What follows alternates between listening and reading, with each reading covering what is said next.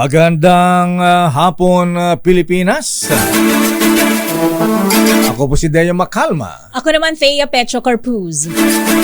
Ba't nakabulaklaking ka Oo, ngayon, lakay. ha? Pares tayo. It's atay. Ayan. Blue ka pink naman ako. Hawaiian attire ba to? Yes. Ayan. At narito ang headlines ng ating balita ngayong araw ng Martes. Asais ng buwan na Agosto.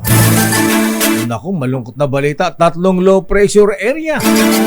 Sama ng panahon na mataan sa loob at labas ng Philippine Area of Responsibility.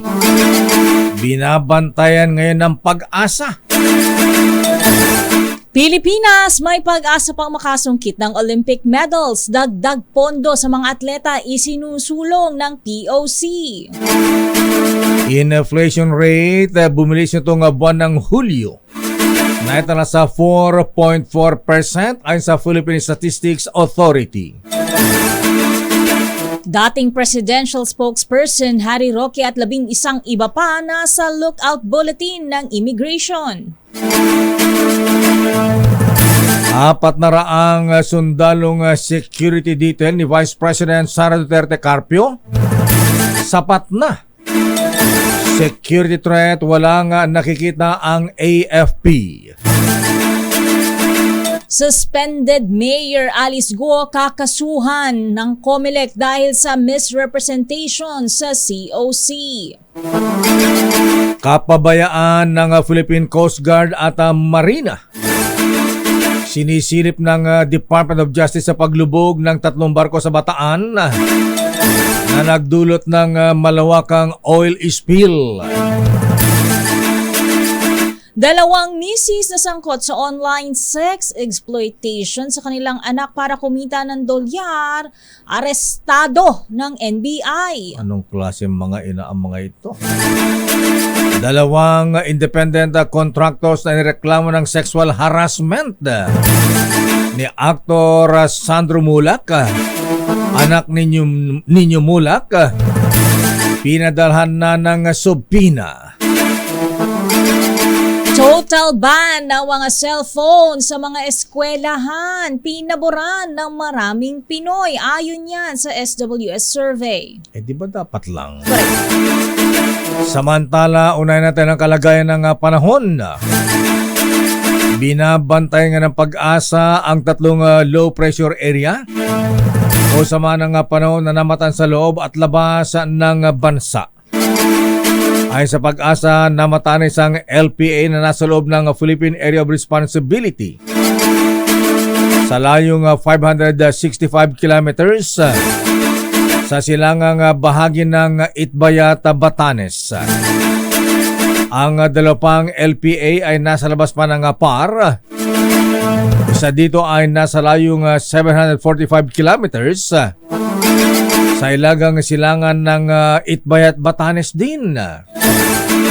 Habang isa pang LPA ay nasa layong 2,050 kilometers sa silangang bahagi naman ng Luzon.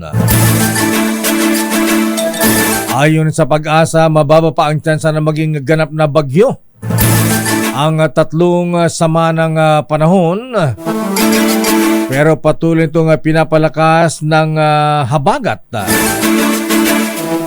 Samantala, patuloy na magdadala naman ng maulan na panahon ang habagat sa bahaging timog ng Luzon at ganoon din sa Visayas.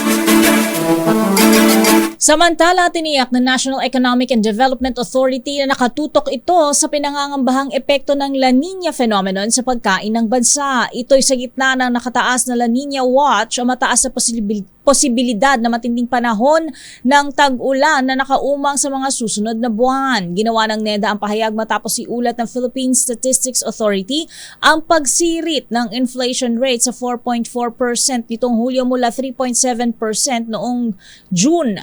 Ayon kay NEDA Secretary Arsenio Balisacan, puspusan ang paghanda ng gobyerno sa onset ng La Nina ngayong Agosto. Patunay umano rito ang inilunsad na Rice for All program ng Department of Agriculture na layong magbenta ng may kamurahang bigas para sa publiko.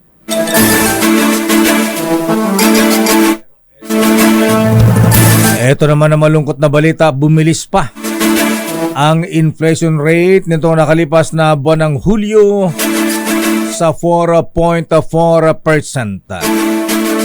Ayon sa Philippine Statistics Authority, malaki ang ambag sa mabilis na inflation rate nung nakalipas na buwan. Ang tumaas na presyo ng mga pagkain, maging mga utilities at transportasyon.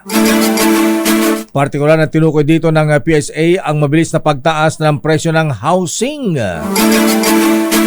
singil sa tubig at kuryente, at ganoon din ang mga petroleum products nitong nakalipas na buwan.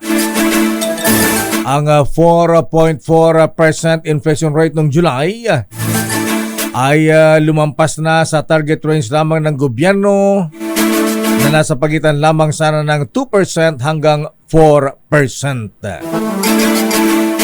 Samantala, dapat bantayan ang mais at hindi ang bigas bilang food issue na pwedeng maging factor ng inflation. Ito ang reaksyon ni Albay Representative Joey Salceda matapos maitala sa 4.4% ang inflation noong Hulyo, mas mataas ng 2 to 4% above target ng gobyerno. Ayon kay Salceda sa monitoring ng Department of Agriculture, mula pa noong Abril ay pinaniniwala ang mais ang dahilan ng naitalang 5.8% month-on-month inflation.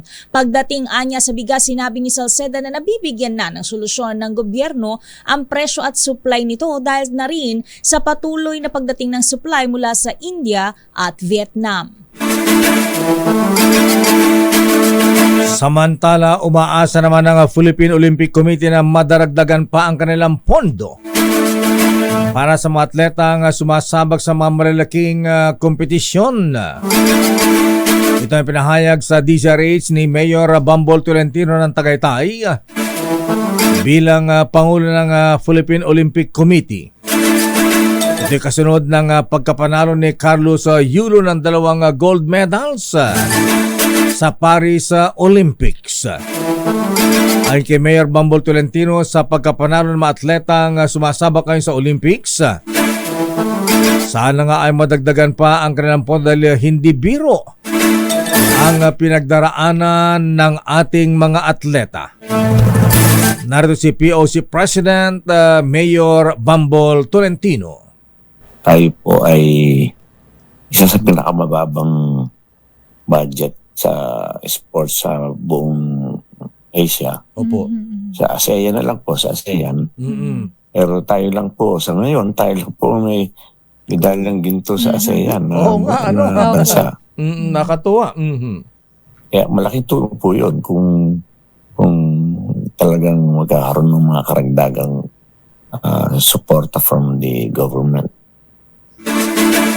Samantala, idinagdag pa ni Mayor Tolentino na may 7 atleta pa ang lalaban sa Olympic Games bago matapos sa August 11. At ang inaasahan pa natin dito ay ang ilang pa nating mga boxers at sa larangan ng golf. Sa iba pang balita, naglabas na ng Immigration Lookout Bulletin Order laban kay former presidential spokesperson Harry Roque at 11 iba pa kaugnay ng niraid na Philippine Offshore Gaming Operator o POGO Hub sa Porac, Pampanga. Base sa inilabas na order ng Department of Justice, maliban kay Roque, nasa ILBO rin o ILBO rin sila Cassandra Leong, Authorized Representative ng Porac POGO Hub, former Technology and Livelihood Resource Center Deputy Director General Dennis Cunanan at iba pa. Samantala, tinawag naman na harassment ni Roque ang lookout order na inilabas laban sa kanya. Anya, malinaw na harassment lamang ang ginagawa sa kanya at nais lang siyang patahimikin bilang kritiko ng kasalukuyang administrasyon. Dagdag pa na abogado, wala siyang rason para iwan ang Pilipinas at tiniyak na haharapin ang mga nag-aakusa sa kanya na sangkot siya sa operasyon ng POGO. Kakasuhan na ng COMELEC si suspended Bamban Tarlac Mayor Alice Guo. Ito kaugnay sa material misrepresentation sa sa kanyang pagpa-file ng Certificate of Candidacy nung siya tumakbong mayor sa Bamban. Sinabi ni Chairman George Erwin Garcia ng COMELEC na unanimous ang naging pasya ng COMELEC and BAC na ituloy ang reklamo laban kay Mayor Guo. Sabi pa ni Garcia na agad nagugulong ang preliminary investigation at magkakaroon naman ng pagkakataon ang mayora na sumagot sa mga akusasyon at aligasyon laban sa kanya. Ganito ang paliwanag ni COMELEC Chairman Garcia.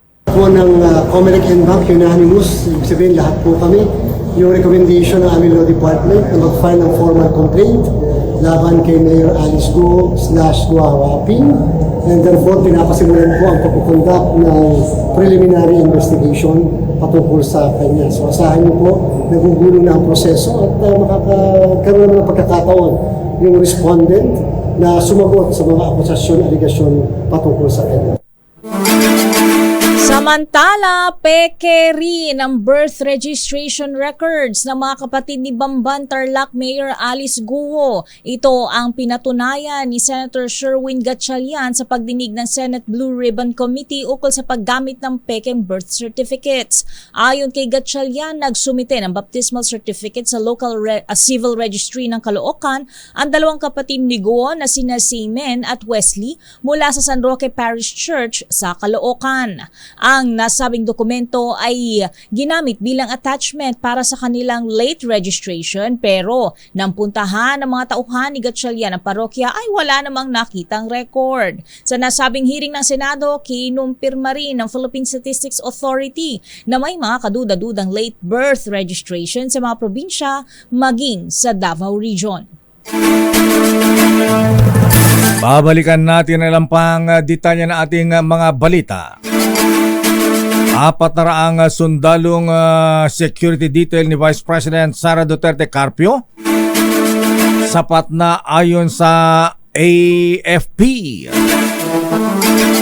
Samantala, kapabayaan ng Marine at Philippine Coast Guard iniimbestigahan ng Department of Justice sa paglubog ng 3 barko sa Bataan na nagdulot ng malawakang oil spill. Samantala, dalawang misis na sangkot sa online sex exploitation sa kanilang sariling mga anak. Inaresto ng NBI at dalawang handlers na mga artista ng GMA7 na sinasabing ng sexually harass sa bata aktor na si Sandro Mulak, anak ni Nino Mulak. Sinubpina na ng NBI at total ban o pagbabawal ng mga cellphone sa mga eskwelahan abay pinaboran ng maraming Pinoy. Ang detalye na mabalitan niya sa ating pagbabalik sa ating palatuntunang break time. RH Break Time. Oras, Mr. Cesar Lee, Mr. Michael is my guy, birthday boy Justice Romy Barsa, alas 4:26. Oras, Miss Thea. Ganap ng alas 4:32. Bago ang detalye natin mga balita, bati mo natin yung mga nanonood sa DSWD. Abay, yung mga nasa DSWD Central Office Strategic Communication Traditional Media Service. Meron palang ganitong department sa DSWD. Gandang hapon po sa inyo, mga tauhan ni Secretary Rex Gatchalian. At happy birthday din kay Most Merciful Congressman Romeo Momo. Most Merciful sir. Abay, binabati ka ni Most Merciful Boy Gabionsa, At ganoon din si Congressman Most Merciful Johnny Pimentel.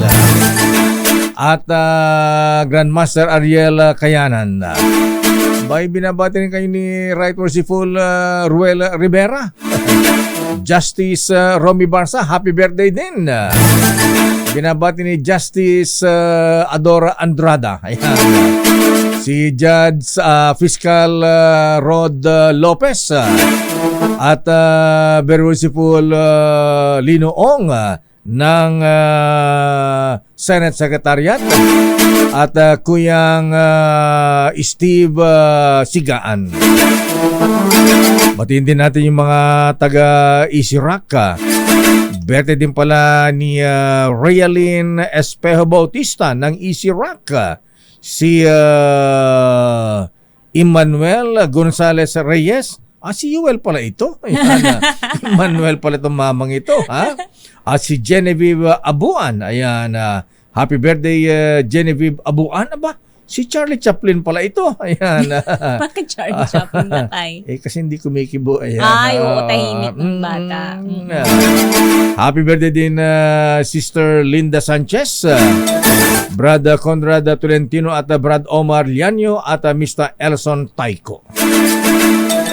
Naniniwala ang Armed Forces of the Philippines na sapat na ang security detail na nakatalaga kay Vice President Inday Sara Duterte Carpio.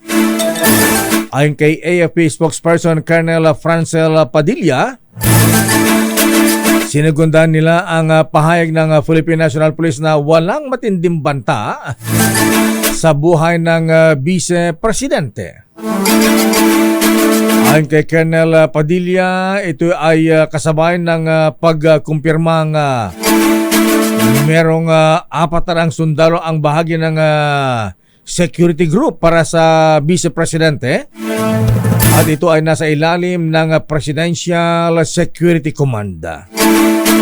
Bukod pa rito mga pulis na naging kontrobersyal ang deployment matapos i-pull out ni PNP Chief General Romel Francisco Marbil ang 75 pulis na nakadetail kay Vice President Duterte. Samantala, 21 syudad at munisipalidad na ang nagdeklara ng state of calamity dahil sa iniwang pinsala ng oil spill kasunod ng paglubog ng MT Terra Nova sa Limay, Bataan. Ayon sa Office of Civil Defense, 12 sa apektadong lugar ay nasa Central Luzon at 9 naman sa Calabar Zone. Higit 25,000 magsasaka at mangingisda sa Calabar Zone ang apektado pa rin ng oil spill. Tinataya namang nasa 1 bilyong piso ang kabuang halaga ng pinsala nito. Bunsod nito ay ipinagbawal ang panghuhuli ng isda at shellfish sa lalawigan ng Cavite. Ay, sarap ng tahong dyan sa Talaba bawal Wala, pala. muna lakay. Jetta muna sa tahong at talaba. Sarap pa naman yan. Samantala, nasa ating linya mahabigan si Senate Majority Leader Francis Tolentino.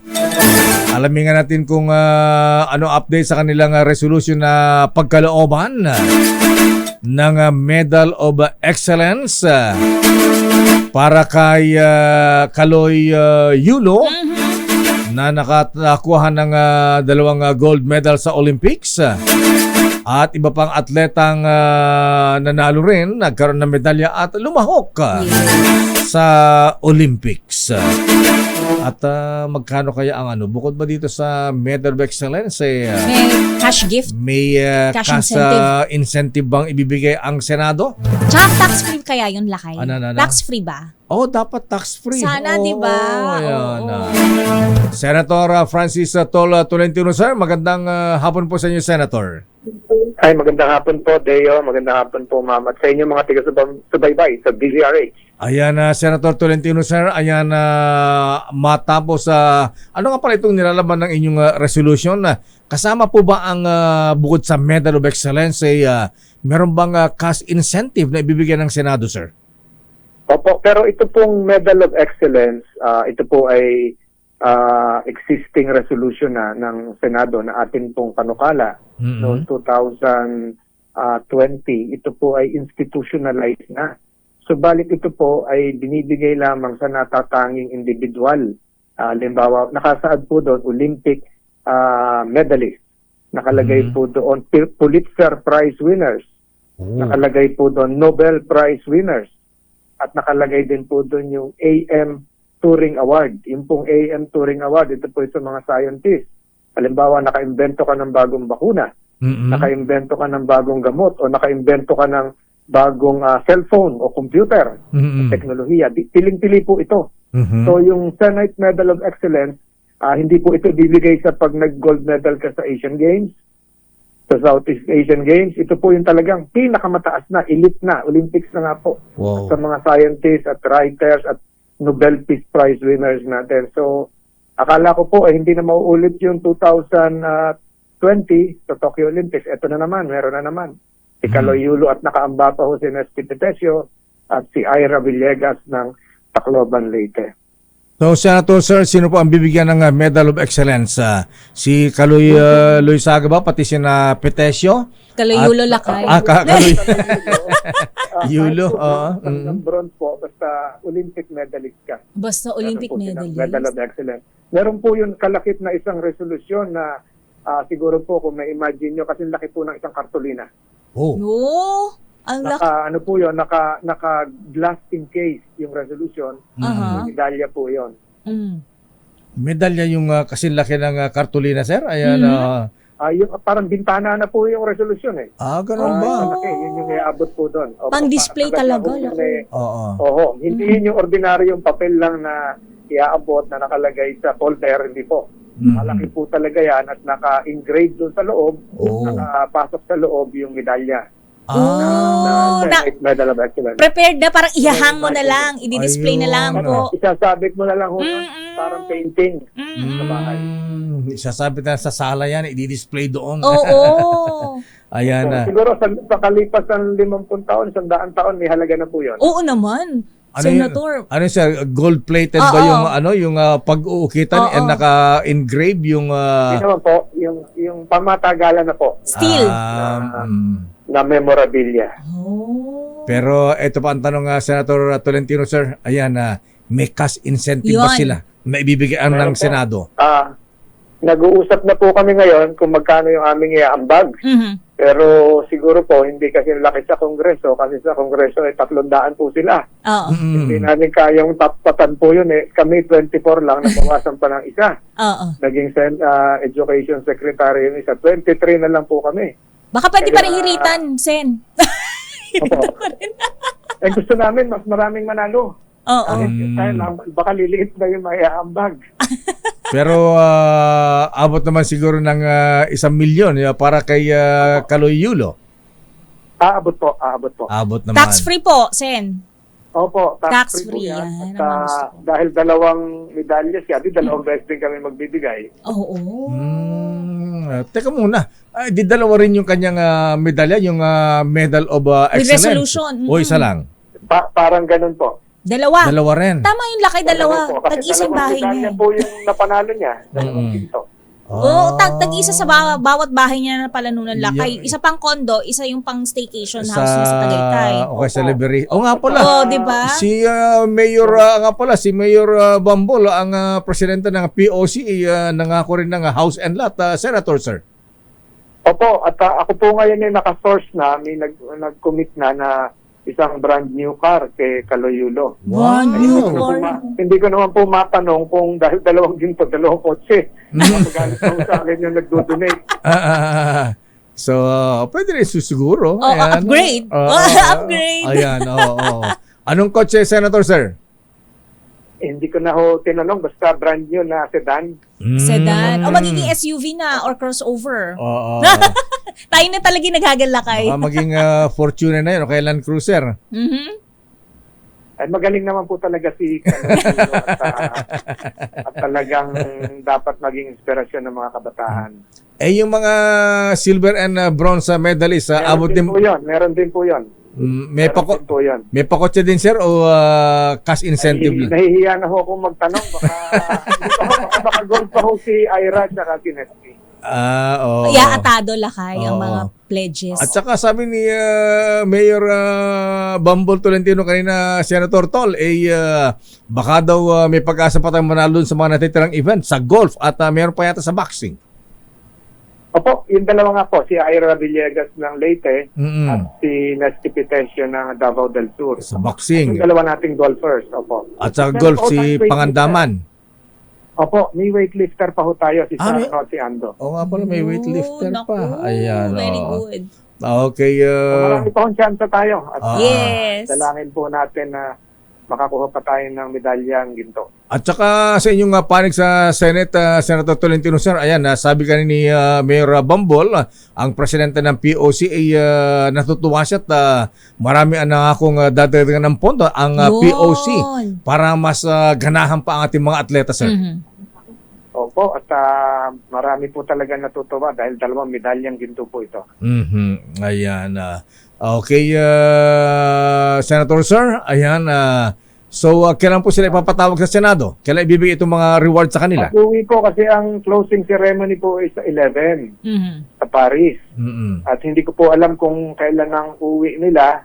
Tayo po sasalubong na lang po tayo sa airport. Mm. Doon na lang po tayo.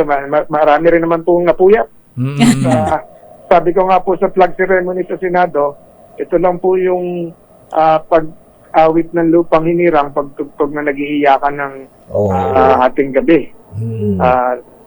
Lahat na nanonood sa TV. Akala ko, Senator Tolentino sir, kayo ay pupunta rin sa Paris at iaabot ang Medal of Excellence sa mga atleta natin sa tuktok ng Eiffel Tower. Doon ang abutan lakay.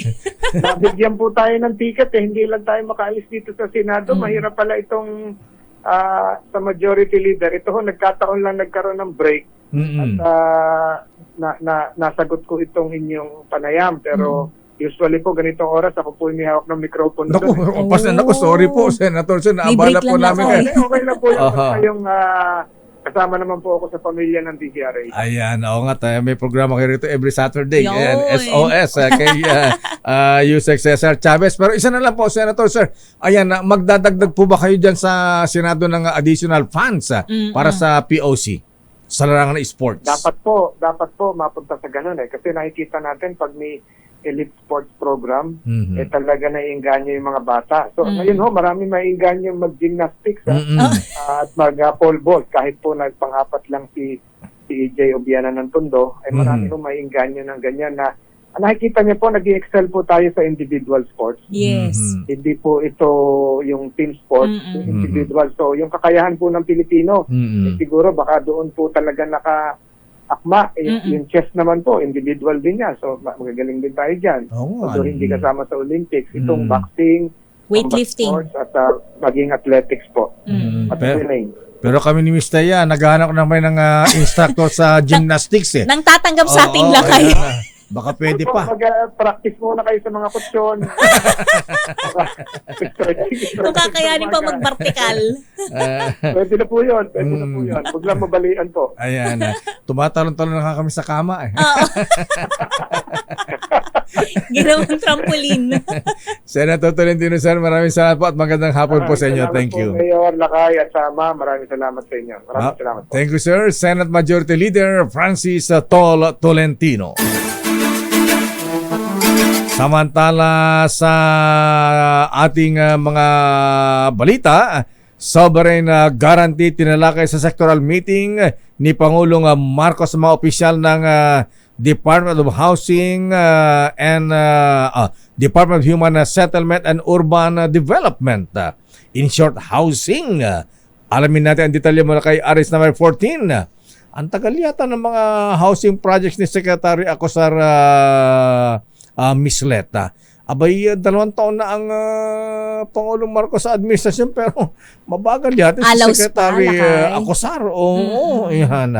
Aris number 14, Let Narciso please come in. Miss Let.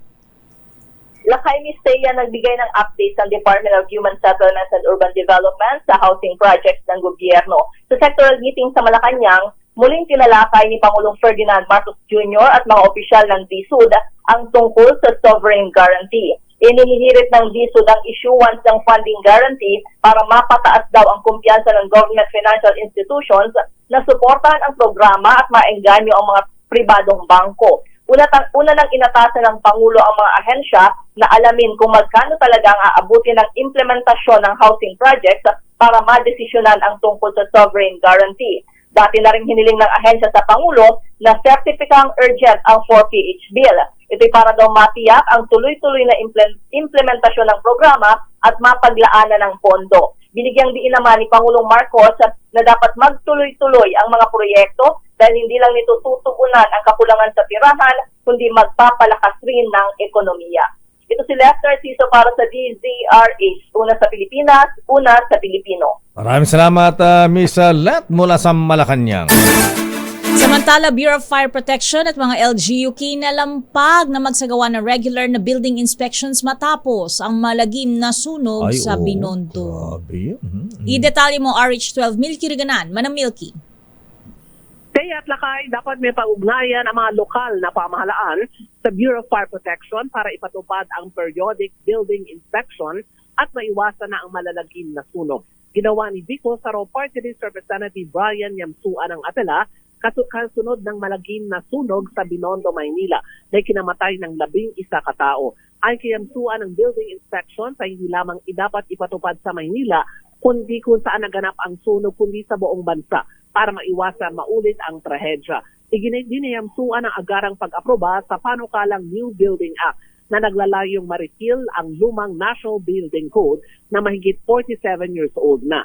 Layo nito nga ang pagpapataw ng mas mahigpit na patakaran sa mga disenyo, construction at maintenance na mga gusali para matiyak na ligtas laban sa sunog at sa iba pang mga fire hazard. Sa bill, obligado ang mandatory assessment sa mga gusali na mahigpit o mahigit 15 taon na at magiging patakaran ito sa renewal ng business permit at ng business to operate na mga permit.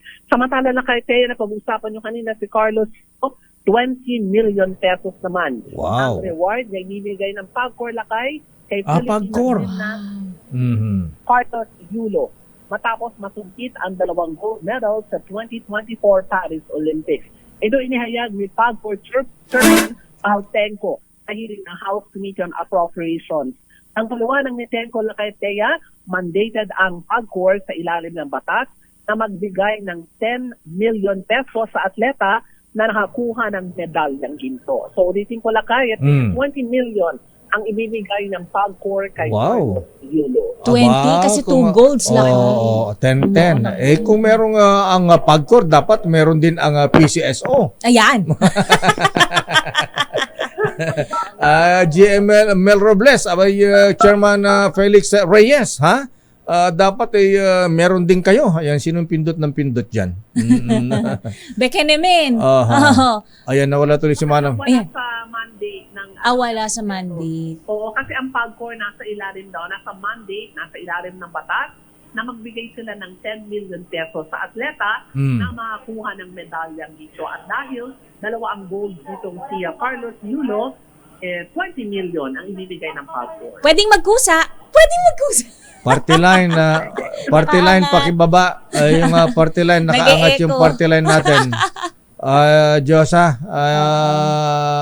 Baka mababa Jackie O. Ayan. Okay, proceed Manang Milky.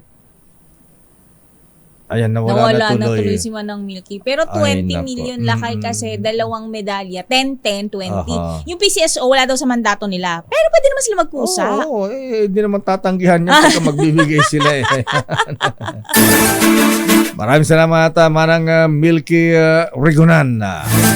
Babalikan natin ilang pang detalye ng balita. Standby Raymond. Nako, ang mga militanteng party list representatives tinawag ni Senator Bato de la Rosa na mga ipokrito. Aray. Samantala, ang Moro National Liberation Front pala, nag-alok na sila na lang ang magbigay proteksyon kay Vice President Sara Duterte. Pero ito daw ay pag-aaralan pa ng AFP. Ayan. At driver na tinakbuhan ang nabanggang sasakyan sa Skyway Alabang, kinumpirma na isang tauhan ng Bucor. Sino yan? Standby no Chikaka sa Vala Gonzales, standby Edniel Parosa. Oras, Miss Teya.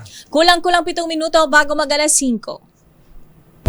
Balikan natin ang detalye ng mga balita sa Senado. Mga militanteng party list representatives tinawag ni Senator Bato de la Rosa ng mga ipokrito. Abay, bakit? Aris number 28, Raymond at Paas. Please come in, Raymond. Mayor Mistaya, tahasang tinawag ni Senador Ronald Bato de la Rosa na mga ipokrito, mga militanteng party list representatives.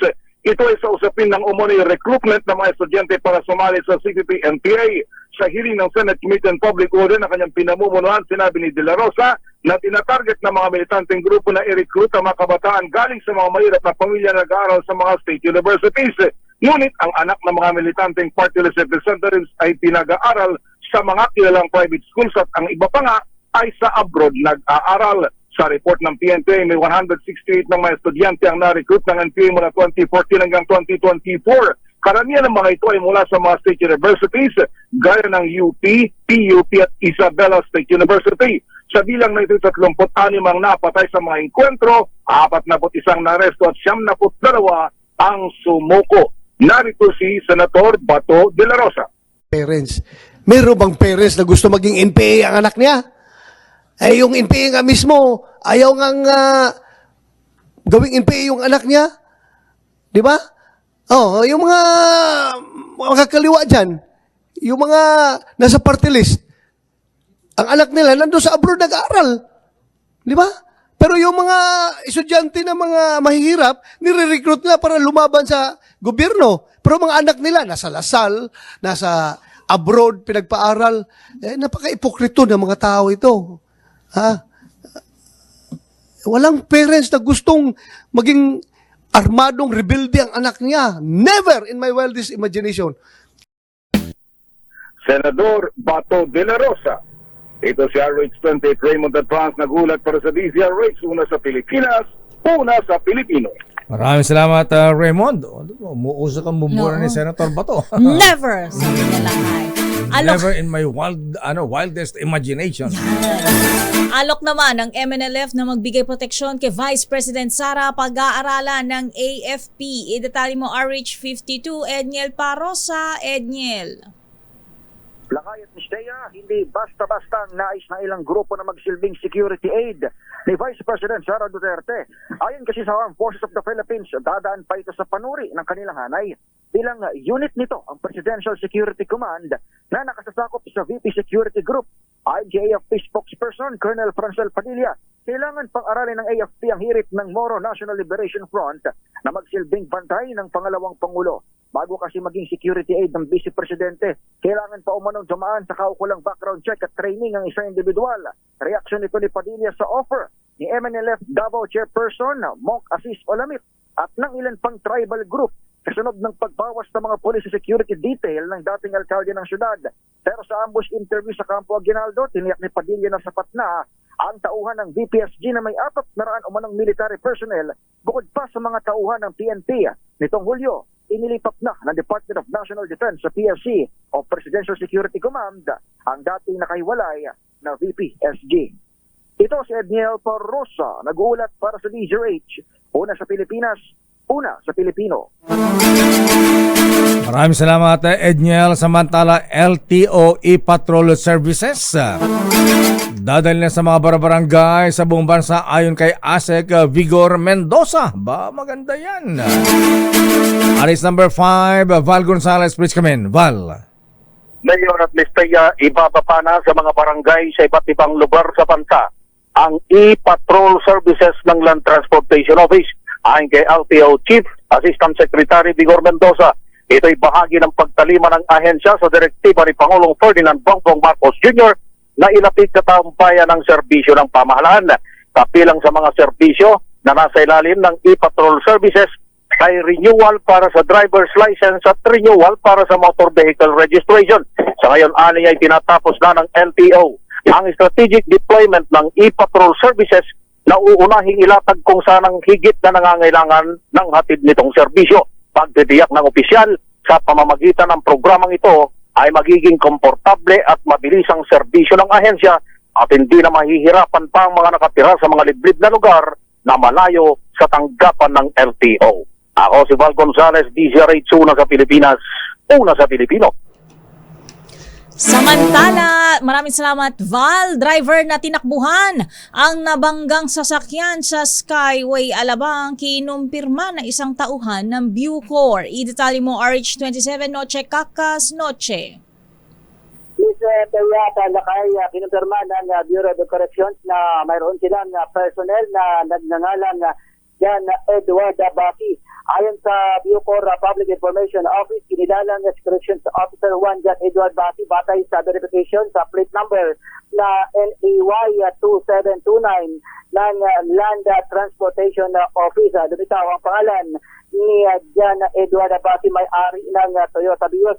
Sinasabing nabangga ng sasakyan ni Baki ang isang sasakyan sa Skyway Alabang, ngunit imbis na huminto, tinakbuhan umano ito hanggang sa mauwi sa habulan.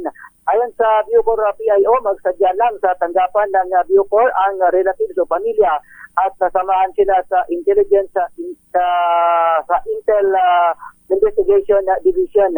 Una nang sinabi ni Bucor Director General Gregorio Katapang na hindi niya kukonsintihin ang sinumang tauhan na dumudungis sa magandang imahe ng Bucor. RH27 Notikakas DCRA, una sa Pilipinas, una sa Pilipino. Maraming salamat, Noche Kakas. Prison Guard 1, John Edward Basi is the name. Ay, nung makitang babae yung driver, tinakbuhan. Deadman na lang. Deadman na lang. Ayan.